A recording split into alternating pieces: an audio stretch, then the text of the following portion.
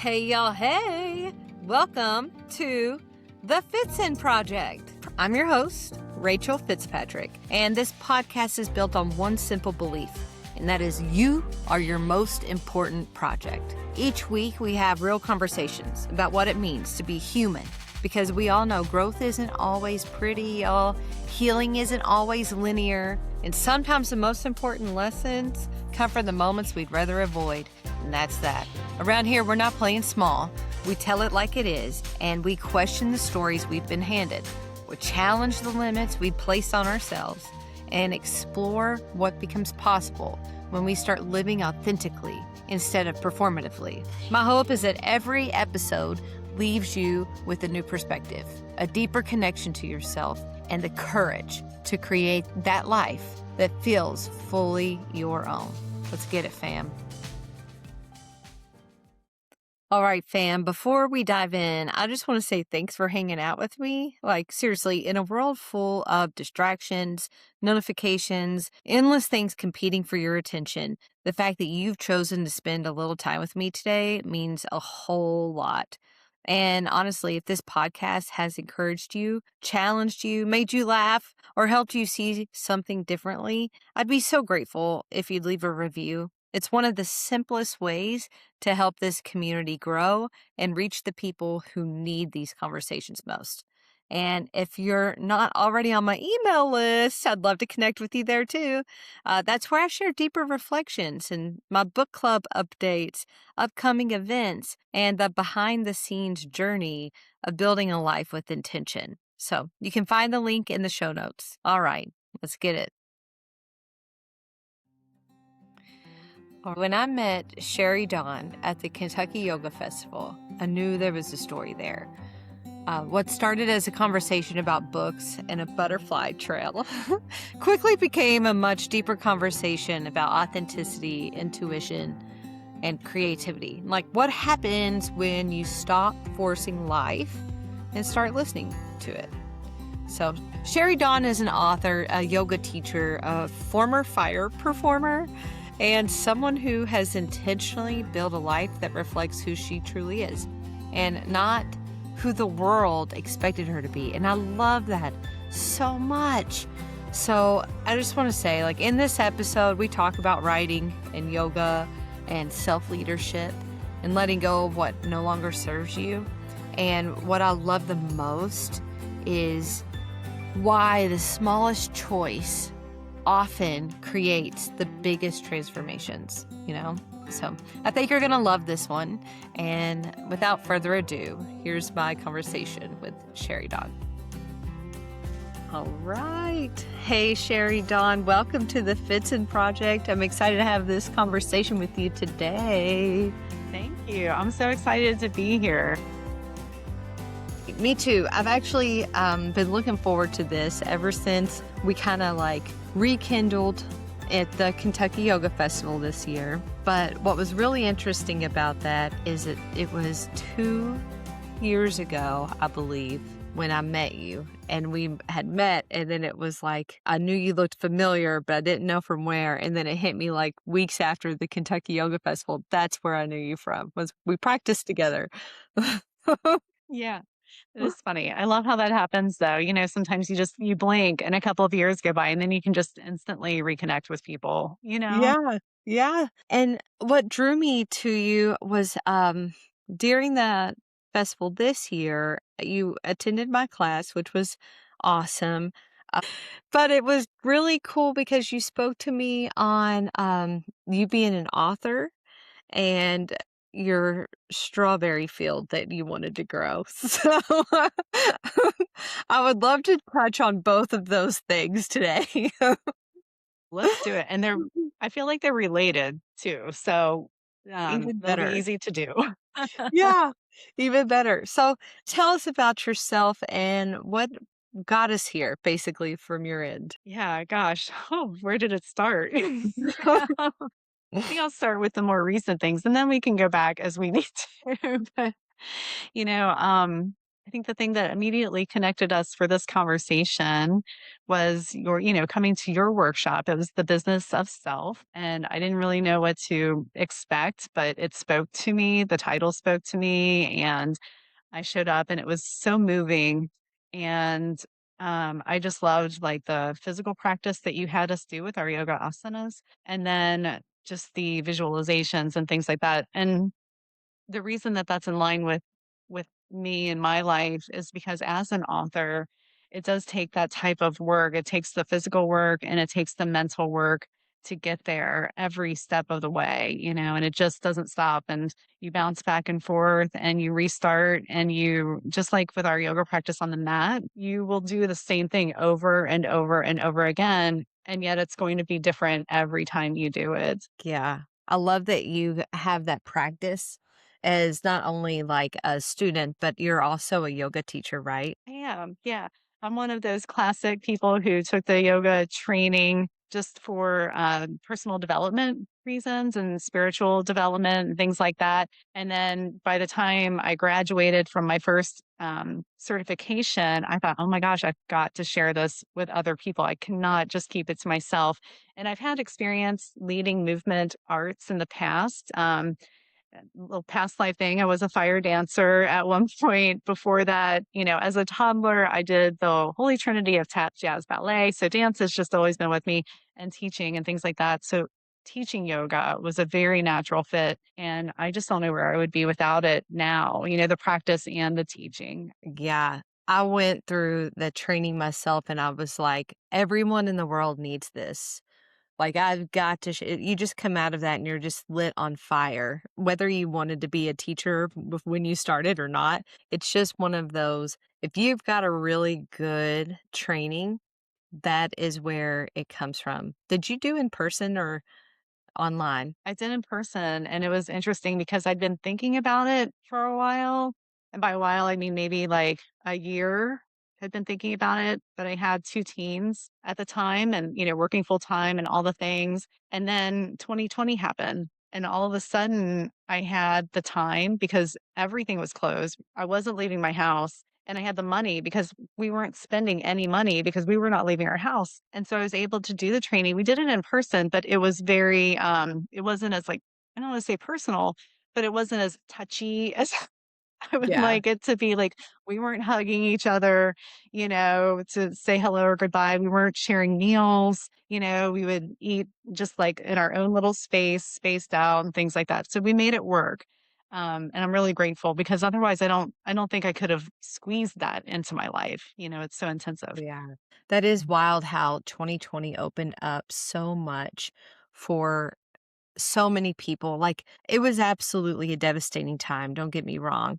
But at the same time, I think both can be true, that it was a space for a lot of growth and life enhancements as much as it was devastating for a lot of loss. But it did create a lot of deaths, like ego deaths in turn it was like a hard churn of a wheel, so to speak, for many. So that's really neat that you got to do that during that time. That says a lot to me. I don't know about the community in and of itself, just for what I know and experienced and felt. Yeah, that's great. So did that empower you to be an author, or you did that first? Question. So I was an author first. My first novel was Girl on Fire, and that was actually inspired by my experiences as a fire dancer and a tribal belly dancer and a fire eater. It all just was sort of woven together in the way that I performed with different groups.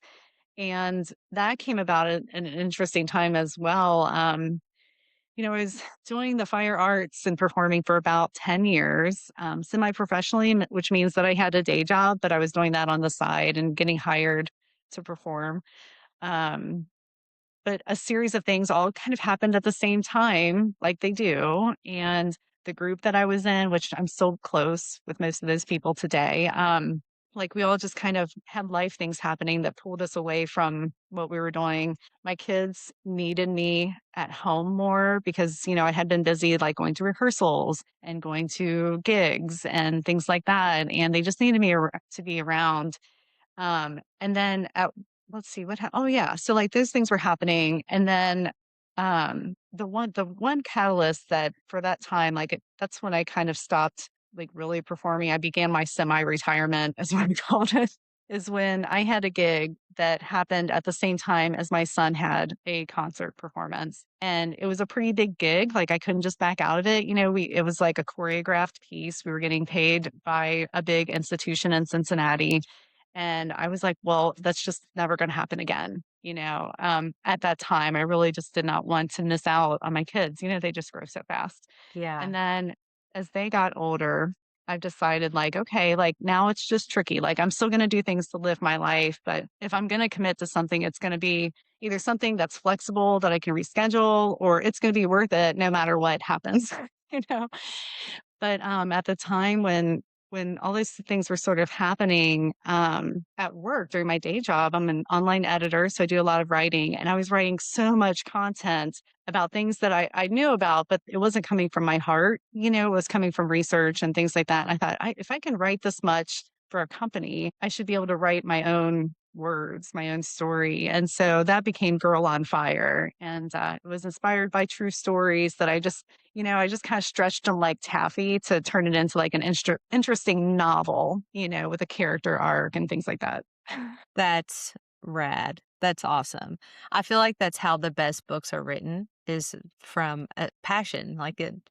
You could just tell it's a passion project and it's personal as well. So that works in the best way. And It you've has also to be. you've got another one, Don't Ugly Cry While Driving. Yeah. Let's hear about this one too, because I think this is the one I want to put in my book club. So I want to hear about what your version is of this, and then I want to read it with my book club, and then I want to come back with you with my members. I love it. Absolutely. So, Don't Ugly Cry While Driving is that was born out of my blog. The Life Soup blog is what I call it. And I write it once a month. I've been doing that for years now just because I love to write. And novels take so long. They just take so long. But a blog, for me, like, is also because I'm an online editor by day, it's just so easy, you know, and I'm just always inspired to share these things. And they're usually somehow tied into yoga or yoga philosophy or self-improvement or just, I don't know, like it's that element of wanting to share something that I've learned, you know, with other people to inspire them. So I was writing the Life Soup blog and took a vacation and just driving home all the way from Wisconsin to Kentucky. And I thought, you know what? I've got all this content. They're like these could be short little chapters. And what I decided to do is rewrite each blog post though, so that it wasn't just like copying, pasting. It was really making it better for a book format. And the subject lines became my chapter titles. So that was one of my blog posts. And the title for that, once I had the title, I knew it had to be a book and I knew I had to go through the work to make it happen. But the fun thing is that every time somebody hears the title, they laugh and they're like, oh, I need to read that. And I'm like, I know. We all Seriously. do. I'm really looking forward to this one because I know it's also written on like truth-based things that have happened with you, but I think those are just like the best things that really have you relatable, you know? And that's really what it is. I interviewed a guy not too long ago, Scott Lackey, and he wrote Wake Up to Die Again. And I'm reading that right now as also going to be part of the book club. And what I loved that he had said was it's the one thing that he put out that he knew, like, what's the cost? And it was himself, you know? So, with this being personal to you and it's a bit vulnerable, do you feel that way as well when you're writing this? Yeah, you definitely do feel vulnerable when you're sharing the works that you've written. There are all these elements I think that any artist, especially or any creative can relate to. Because you don't know what people are gonna think. Are people gonna like it? Are they gonna judge it? And that's one of those things, kind of like with the yoga poses that I mentioned earlier. Like you're gonna go through that every time you write something new. You're gonna have those thoughts. But I think it gets easier, just like our yoga poses get easier to let that thought come and then just be like, well, yeah, there are going to be people that don't like it, and there are going to be people that judge me for it, and that's okay, For because it sure. just is what it is, and it just gets easier to not care. Because at the end of the day, like, you're choosing authenticity, you're choosing self-expression, and people are gonna relate to it, and I've heard that all my life, and I so firmly believe it now that when we create something from the heart, there is someone who needs that, they need to see that you did it, and I think it empowers them to either do the same, to write their book or start their blog or anything, and then, just carry it through, know that it can be done and there's a reason for it. I feel like there's a reason that ideas come into our brains. Yeah, for sure. I mean, I feel that in my whole body right now, like the hair on my arms just stood up when you said that. So I love when that moment happens because it's just such a confirmation of validation that I'm exactly where I'm supposed to be right now. So thank you. But it does light up though. It lights up yourself, it lights up other people. And you know what I really liked about that is you said not everyone is gonna like it. And the thing about this too is you're not made for everybody and not everybody is made for you. And that's a blessing. That is great. Like how terrible would it be to be made for everybody? Could you imagine how hard choices would be? And, like, how hard it would be to make a move if you were just made for everybody and expected to be loved by every single person. I mean, it would be hard. And there are so many people out there who try to fit that form for Huh. everybody. And we do put on like our different, personalities depending on the situation that we're in. Like Yeah. I feel like that's one thing you just sort of like, that's okay. But as long as you're doing that authentically, and appropriately and not, gosh, like, isn't it just a relief to know that you don't have to like everyone, and, like, you can just accept the fact that they are who they are for a reason, and the same with people not liking you, and, I mean, obviously, like, I want people to like me, people to love me, Right. but the way that I live isn't like, that's not for everybody else, and when I say the way I live, I mean living authentically, and my gosh, a friend of mine said recently that she said that I live a Peter Pan life, Yeah? like in a loving way, because it's so free. And I built this life like based on very small decisions that add up over the years to like choose the job that gives me flexibility and freedom. And once I left the highest paying job I ever had because it was soul crushing, and I stayed 6 months and I said, "I'm out," so, like, just having the courage to do those types of things and, always just going with your heart, and again, like, when an idea comes, like, follow it and see what happens, like, so that could lead to, like, the butterfly trail, that we had talked Yeah. about, that Yeah. That's a great example of that happening, not to mention the books, like, each of the books have been one of those things, and I hope people find inspiration in them, but with the butterfly trail, that was born out of us well, I guess I could backtrack just a little bit.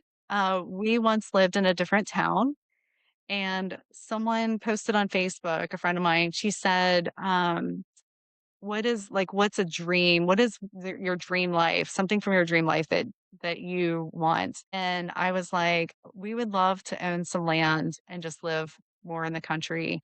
And that was kind of it. And then the next day she posted on Facebook and I saw it and she said, "What's the tiniest step you can take toward that goal?" And I was like, "Oh, well, I guess I could just call the bank, and see where we are with our current mortgage and what can we afford." And I did it. And now like we're living in our dream home and it's not crazy fancy, we love it though, and I guess Yeah. everything's relative, right? Like everything's Yeah. relative. Like we're so content and happy here. And it came with a vineyard, which was unexpected, Oh, but we're like, wow. "Oh, that sounds so romantic," right? Like, Yeah. Yeah. it's a lot of work. So we managed the vineyard for about, well, again, about a decade, I guess, that it overlapped with my fire arts, not the same decade, but um, we managed it. And as we saw that it was more work than it was giving us any type of benefit, including joy, I finally convinced my husband to help me cut down all of the vines, which was a job. And then I think we can officially say it is a butterfly trail now. And I so we're love it. working with the environment, we're working with the earth, we're helping the insects and the deer and the turkey instead of trying to fight all of it. And that feels really good. I'm going to reflect some things back to you because there's so much here that you just pulled so many concepts out that I've been working with personally. So I'm going to talk through those. I'm going to name them off. So for one, you said the way I lead my life on accident, because then you went back and said the way I've lived my life, but you said lead first. And that is like my superpower. Okay. So that happened on purpose, first and foremost. I can't take that away from you or this podcast. So the leading part led you to all of these things. And then you said those expectations of people and how you're not meant for everybody when we were talking about that just a minute ago. And I want to draw that into how that related to your performing and then how naturally you dropped that performance as it was kind of against the grain. And you did it again with this vineyard of taking it out because it was too hard, too much work against the grain. You had to cut it. You said cut it versus fight it.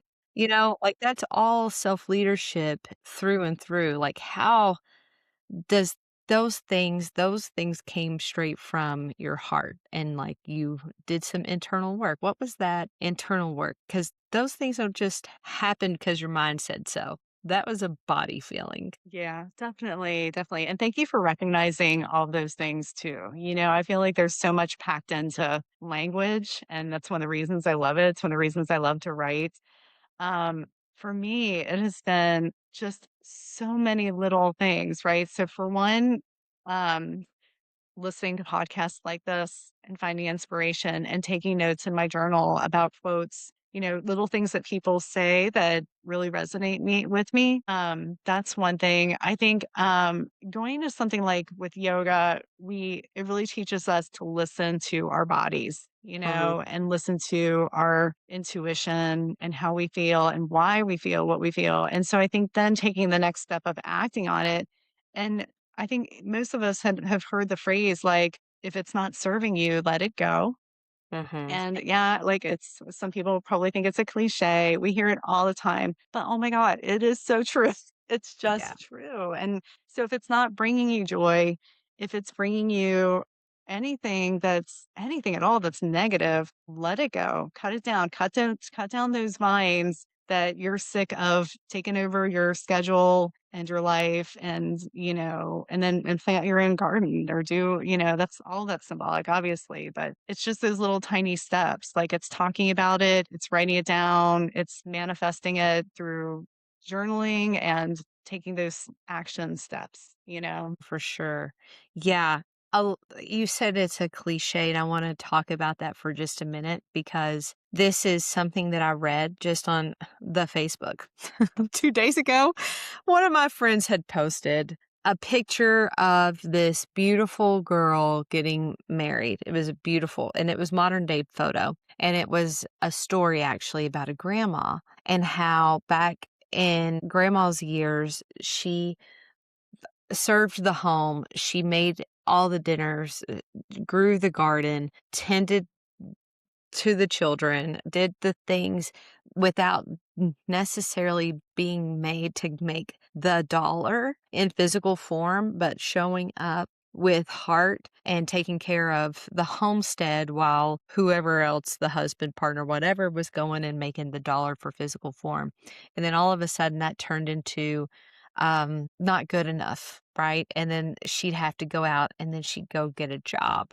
Well, then she still was supposed to take care of all of the things. So you're not taking away, you're adding on.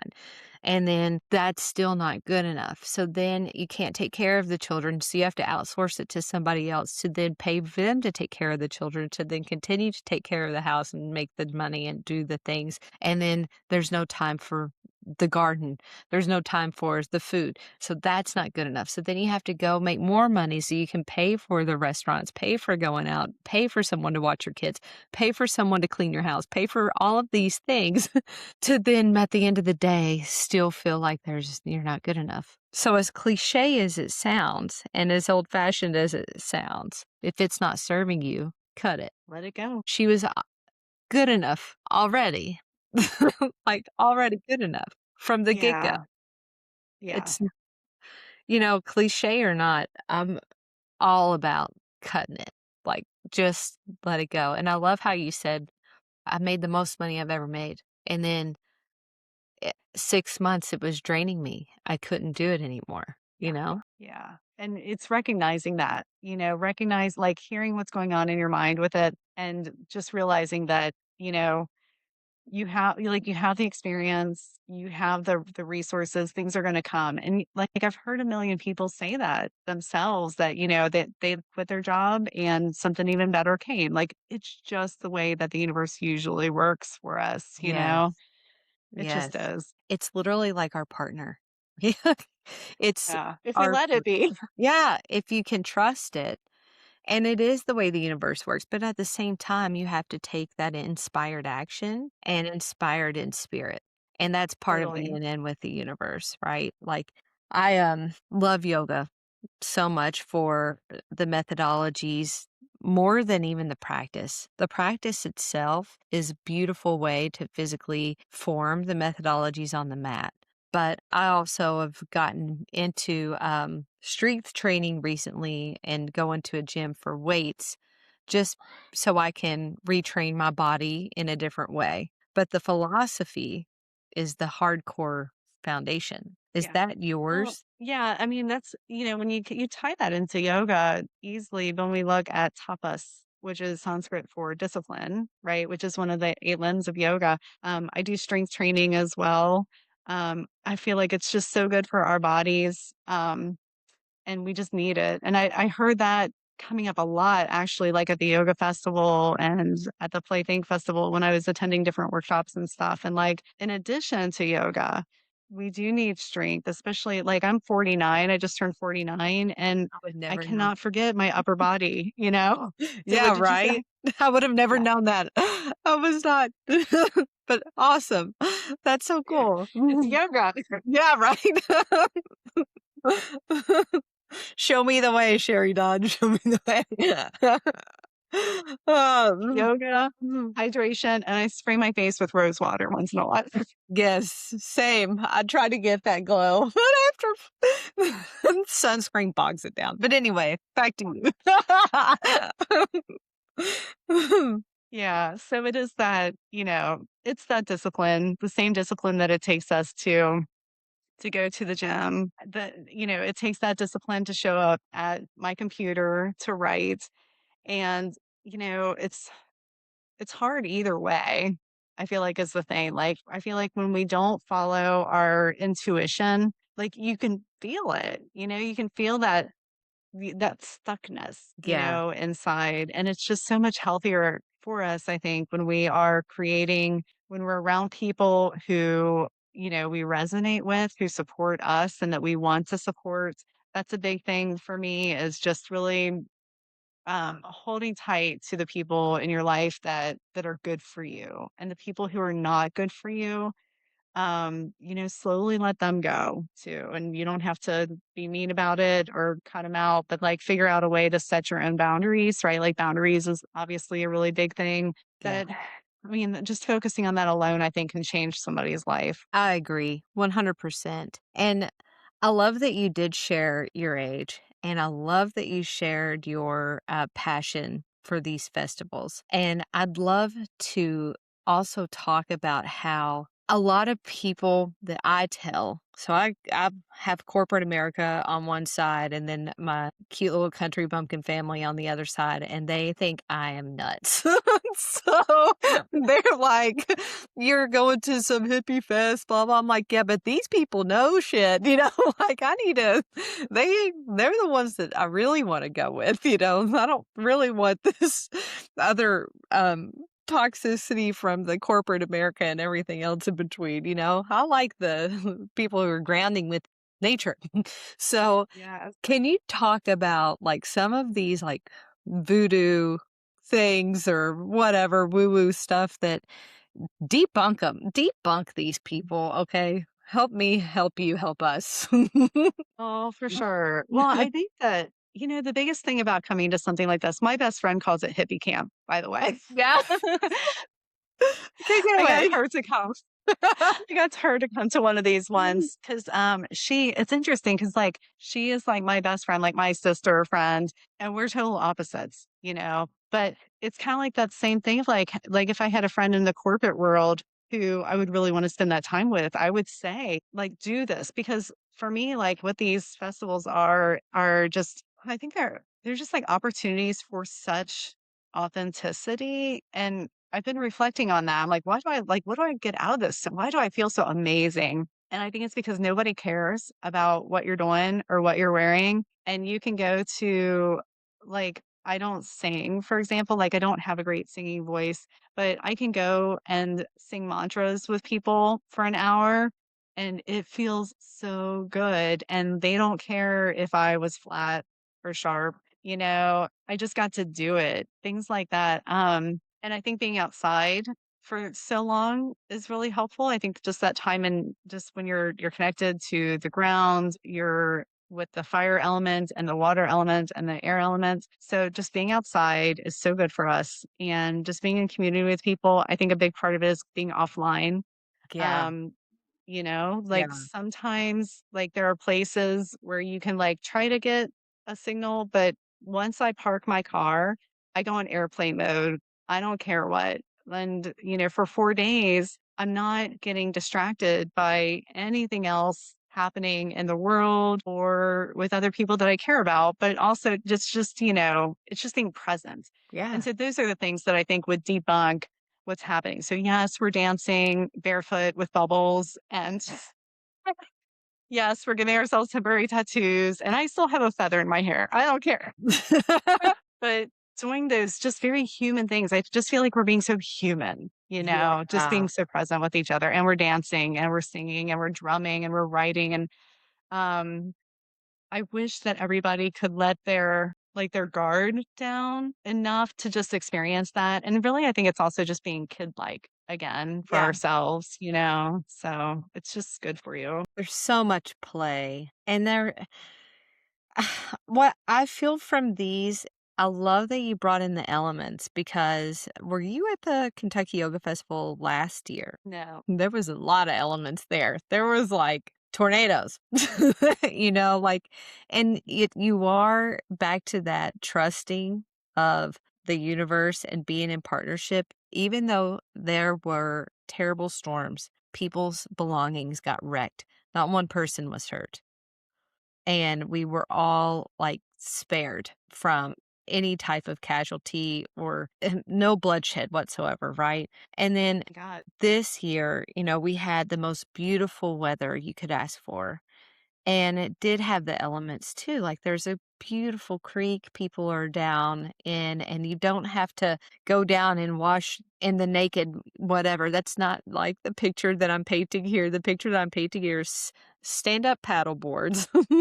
And we're all down there doing yoga on that, or you're out in the creek. There were a little bit of everything there, and the elements, we brought in the fire, of course, and grounding in the nature, but the best part of those things is definitely the community and, like, meeting people like you and getting to share a sacred practice and a journaling session or a creative session with like-minded people or people who are totally opposite of each other, but are sharing that one thing. in one time and space. It's really neat. It So, is neat, and sharing that with each other, like, in a way that just holds space for each other and just honors the fact that, like, we might be different and have different, anything and everything, but, it's okay. Like, just okay. I think that that's the beautiful thing about it. I've been in corporate, I've worked for a big media company for 10 years, and now I'm with a different media company that it's more of like a family feel, even though it's a publishing company. But when I was in corporate, um, yeah, like you learn a lot and it's just different. It's just a different experience. And I don't know. I guess I'm just saying that I've seen a little bit of everything. I'm glad I am where I am. that's even better. So I want to ask you, we started our conversation, and I think this is a good way to kind of wrap it into where we want to go. But you started off saying that you attended my workshop, which I'm so grateful you did, and in the business of yourself. What did that mean to you, and what does it mean to you now, if that's changed on where you are and what's going on with you? Well, when we were in that workshop, you led us through this really cool visualization where we saw like the dream version of ourselves or like our highest goal achieved and things like that. And it was interesting for me because it was similar to where I am now.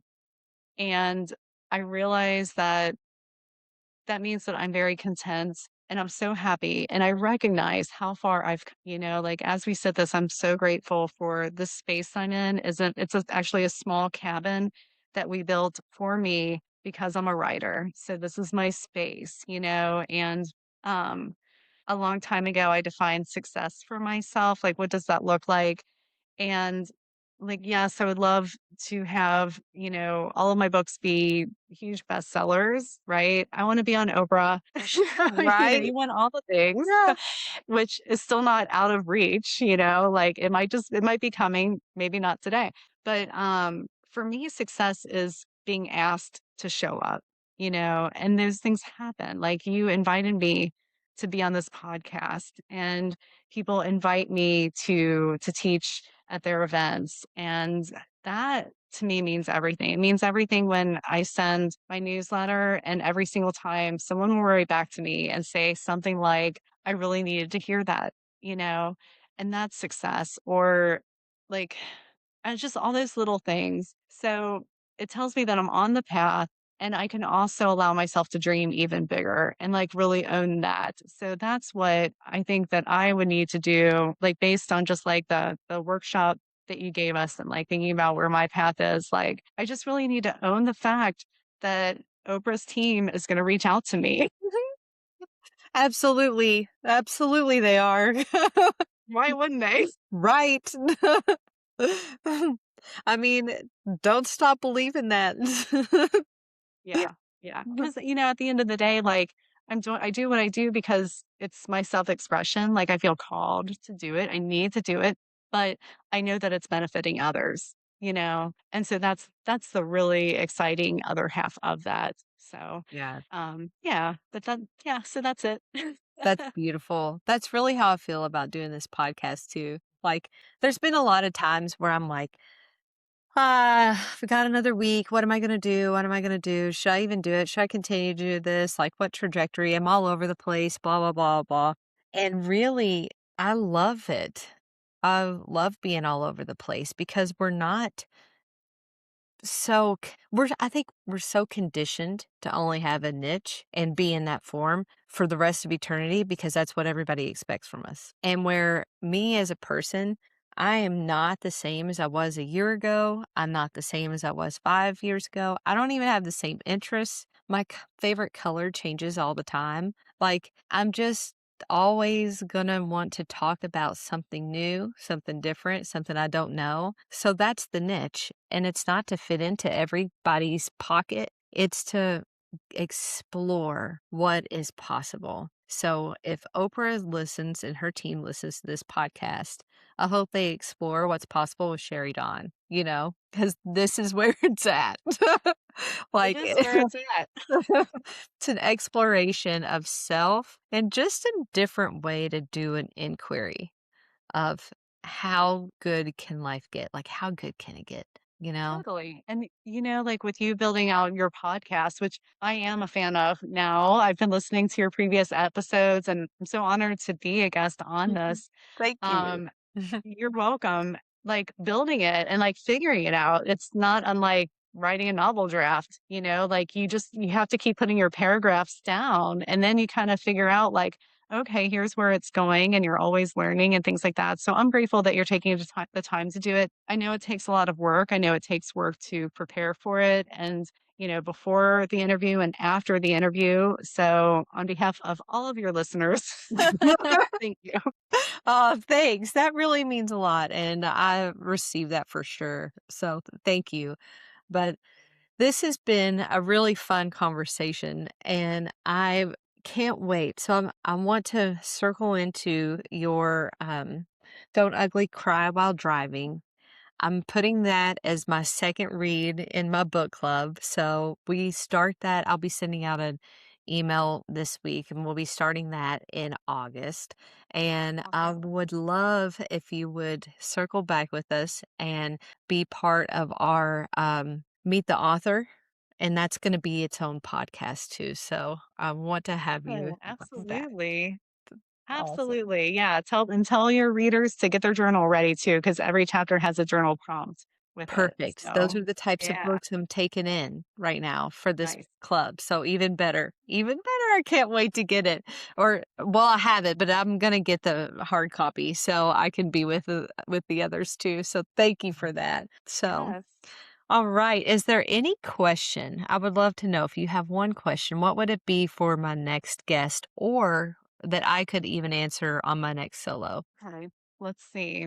I did hear you ask this of someone else. I should have been prepared. No, you're fine. My question is, okay, can it be this? Because this is a question that I feel like we should all be answering is, what are you doing for the environment? Ooh, Is that okay? yes. Okay. My answer is the butterfly trail. So it's like it's hot on my mind, but there could be many, many different answers and they don't have to be as big of a project as that. Yeah, that's one thing I haven't gotten on my podcast. I've done medical, I've had a few doctors, I've had a few fitness experts and influencers in that way, many authors, and regular people just doing the best they can. But I've not had an environmentalist topic, and that sounds phenomenal, actually. So either way, I'm gonna work on that. That's my commitment for the Awesome. next sessions to come. Well, thank So you. I look forward to hearing it. well, thank you so much, Cherie Dawn. I will have your link to your book. It's on Amazon either way, right? I'll have it in our show notes. And again, it's called Don't Ugly Cry While Driving. And I will make sure that that's accessible for everyone listening. And is there anything else as far as joining your, um, I think you said you have a newsletter and joining that? I do. Yeah, thanks for asking. So my website is simply cheriedawn.com. And then from there, you could sign up for my Substack. It's monthly, it's free. There is a paid version. So shout out to the people who are supporting it financially. I appreciate you. And yeah, I hope to see you there. They can find me on all the socials too. I love to connect with people. And other than that, just, take care of yourselves. I love it. All right. Well, thank you so much. And we will speak soon. I can't wait. Awesome. Thank you, Rachel. Oh, well, what I love the most about this conversation with Cherie Dawn is the reminder that life doesn't have to be built through those giant leaps. And sometimes it's the smallest decisions, the ones that feel aligned, honest, and true, that completely change the direction of our lives. So, if you'd like to connect with Cherie Dawn, learn more about our books, or join our newsletter, you'll find all of that information in the show notes. And if you're looking for your next great read, be sure to check out Don't Ugly Cry While Driving. So that's also going to be part of my book club if that's something that you're interested in joining for when we dive into that book. I'd love to have you, but you'd have to join the newsletter first if you're not already. So either way, as always, thank you so much for spending time with us. And if this conversation resonated with you, I'd love for you to share it. Leave a review, join the FitZen community through the email list. And until next time, I want you to remember that you are your most important project. Keep showing up, keep growing, and keep creating a life that feels authentically yours. Oh.